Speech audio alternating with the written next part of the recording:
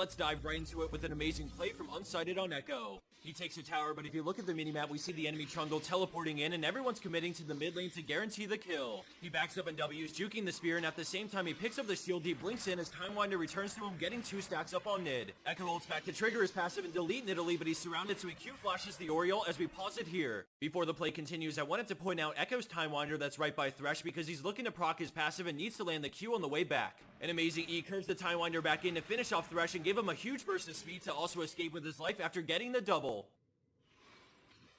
Up next, we're heading down to the bot lane with Antrix and Chase to win, playing Kalista and Thresh with great synergy. Right off the bat, we see the enemy Rengar looking to lane gank, and when the binding lands, they all in Kalista, and then Rengo joins as well. Flay pushes him back as Kalista runs for her life, falling incredibly low, but the health potion barely keeps her alive despite Vayne's W. Let's turn our focus to Thresh because he sees an opening to turn and dodge the binding, but also use the creeps to melt Vayne with his autos and a Flay. He remains persistent, getting her to one-shot before flashing for the killing blow, but Rengar's coming, so they back up while he jumps in.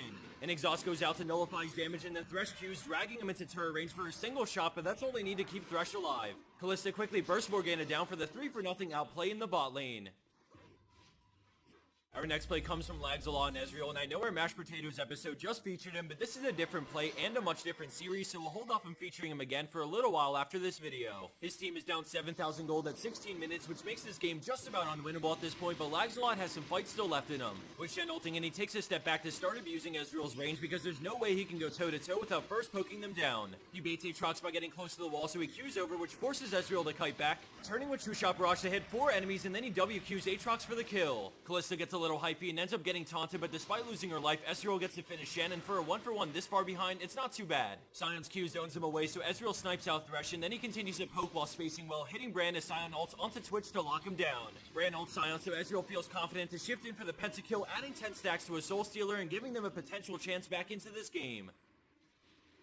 Coming in at second place, we have Sleepy Brown 00 and Azir with a game-changing play to save a terrible situation. At the start of this play, things take a wrong turn quickly when Riven dies from charging in because their team couldn't commit with Wukong flanking from mid lane. They move in to help rescue Janna, but then she gets arrowed and here comes Wukong, so let's freeze it and have a look at what's going on. First off, Janna CC'd and she should be a goner because Ahri and the rest of the team are going straight in. Then we also have Wukong off to the side for follow-up, so this situation is really bad, but since they're so tunneled on Janna, they miss the soldiers Azir has set up in the choke point. He flies in, flash ulting them back as they all try to get past the wall but get denied while Jinx and Azir shred. Just like that, Azir bails his team out of a tricky position with a fantastic read on the scenario and a well-timed engage. With only Wukong left, they take care of him to get the ace after only losing 2 players in the process. There's no better feeling than when things click within a team, so as we move into our number 1 play from Hyperus, I definitely want to shout out the entire team because without synergy and teamwork, we don't really see plays like this. They're currently in a standoff for Dragon, but the enemy team have superior positioning because they're forcing Red Team through a choke point. Rumble lays down the ult as we pause it here because this looks like the game-winning equalizer, splitting Red Team in half. In moments like this, I think most teams would probably try to disengage and give the Dragon with as few deaths as possible, but they have a different idea. Hecarim ults in and then readjusts himself while Orianna's shockwave comes through, somehow clipping all 5, and then chaos ensues, but as things become clear, we see Red Team pull off a clean ace, all thanks to the clutch counterattack from Hecarim and Orianna.